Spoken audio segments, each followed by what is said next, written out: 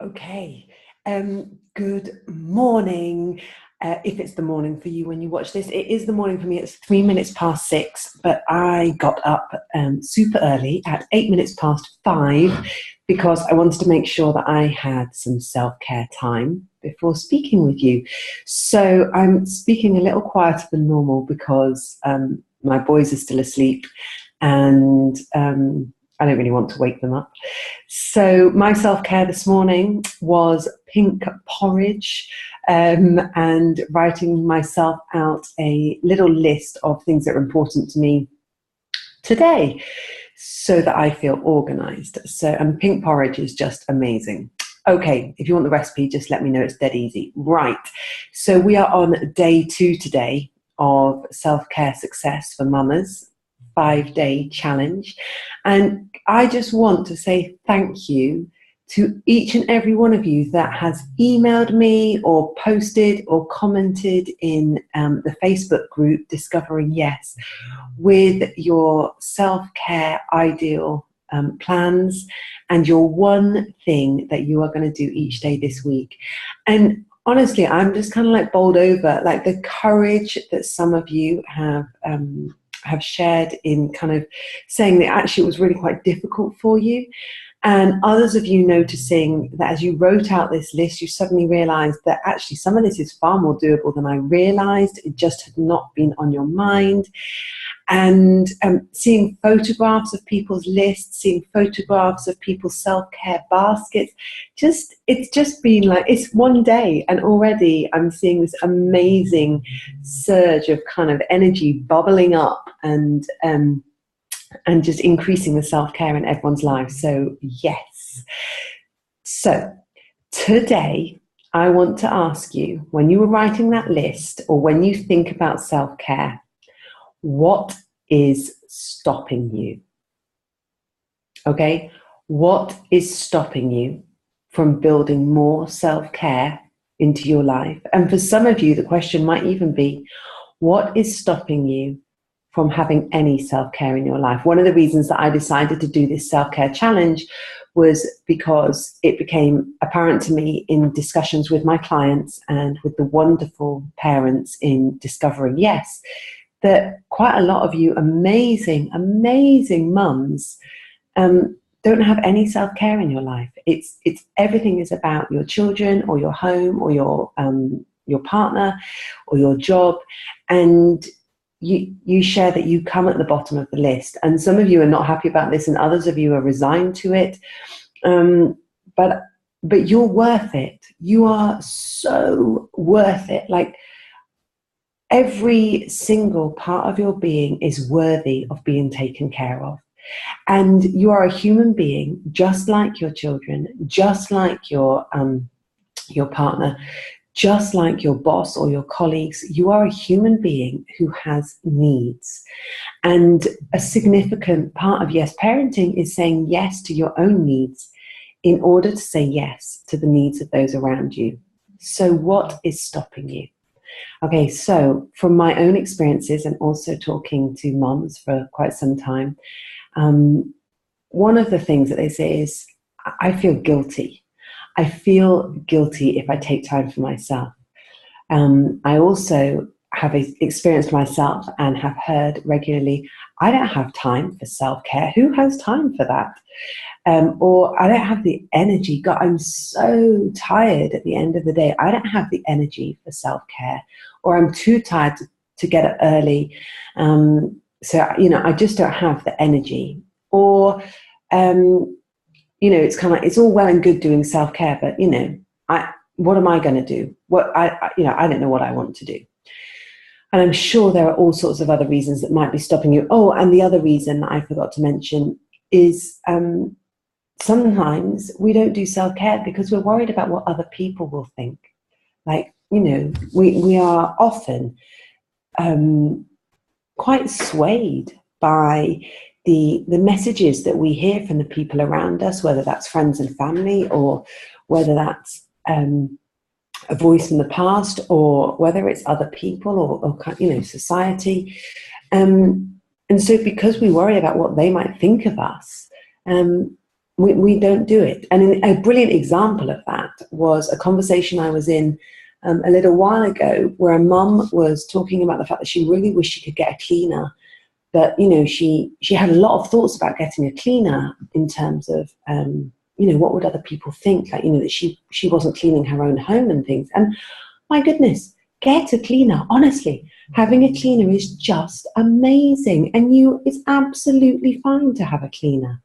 So, but if you're listening to these messages coming in telling you that some element of the self-care that you want to practice isn't okay, then that will stop you from doing it.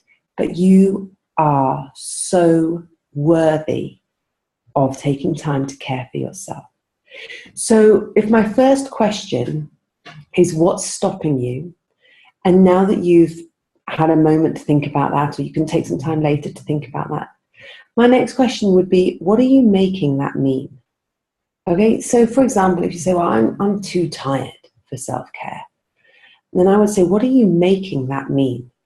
And I would suggest that the answer to that is going to be different for everybody. But for me, when it was tiredness, what I was making that mean for me was, I need to have time to do self-care, and everything else is more important.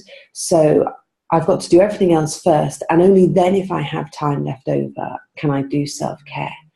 And that cycle of my belief that I didn't have time, plus the story that I attached to it, so what I was making it mean, meant that I never got any self-care. Because if you're like me, and I'm sure you are, because you're also a busy mum, the to-do list never stops. Or if it does stop, you get it done, and then someone needs feeding, or someone needs, I don't know, whatever they need. So that time doesn't just turn up, or very rarely turns up.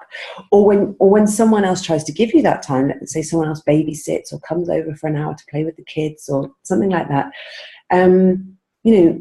we don't use it for ourselves. Often we use it for the jobs that we've been putting off. So just notice all the things that you identified that might be stopping you from putting this self-care plan into practice, and ask yourself, what am I making that mean? And then I'm just going to check my notes. Okay, and then my third question. So we had 3 questions yesterday and 3 questions today. It wasn't intentional, but anyway, we'll see what happens tomorrow. My third question would be, take that thought, like, I don't have time, and ask yourself, is it true? Now, those of you that have been in Discovering Yes for quite some time will notice that I ask this, or a variation of this, quite regularly. And anyone who's had coaching with me will know that I will go through a process looking at the thoughts that we have and questioning, like, is it true? And this is the first question in the series of 4 questions called The Work, by an amazing woman called Byron Katie. So ask yourself, is it true? So for example, I don't have time for self-care. Is it true? Can I absolutely know that that's true? Well, no, I can't know that that's true. Like right now, I don't think I have enough time, but I kind of don't have evidence for that. I can create a story around it that backs me up, but I don't have actual real evidence that I don't have time. And I can tell you from my personal experience that when time is concerned, it's not about whether you have time or not, it's whether you make time or not. And a huge, huge shift for me in self-care was choosing, instead of waking up at 7:30, was learning how to get up earlier. So I now get up between 5 and 5:30, and I absolutely love it. I'm not saying that's what you should do at all, but for me, that was where I found my time. I'm a morning person, not an evening person. I like to be in bed by 9:30, and I like to be asleep as soon as possible. So, but with time as an example, we can make that time and we can find that time. So here is my homework for you. I want you to you can just do it during the time it takes to have a cup of tea. And I really recommend that you write things down physically on paper, because there's an energetic connection which is well known, about the actual act of writing out our thoughts and not just thinking them. And I just want you to just be brave and courageous and vulnerable with yourself, and just list all the reasons that might be stopping you from having more self-care in your life. And ask yourself, what am I making this mean? So that you can uncover the story that you've written around that. And then I want you to just explore, like, is it true? Is this story that I'm telling myself true? Is this original thought true? Like, can I absolutely know that it's true? And just notice how you feel when you begin to examine these thoughts and these stories. And I would love for you to share that with me. If you're getting this by email, I would love for you to email me back. If you are in the Facebook group Discovering Yes, then post it or comment on the thread. If you're going to start a new post, remember #selfcaresuccess, so that then it's easy for people to follow, including me. And just let me know how you get on with that exercise. And keep going with your one thing that you've chosen to do each day, and enjoy it. Enjoy that moment, whatever it is. Some of you have had the most incredible things that you're introducing to your days. So I just really want to send love and light into your kind of like your new self-care habits. And I'm really looking forward to hearing from you and being part of this journey with you. And I'll speak to you tomorrow. Bye-bye.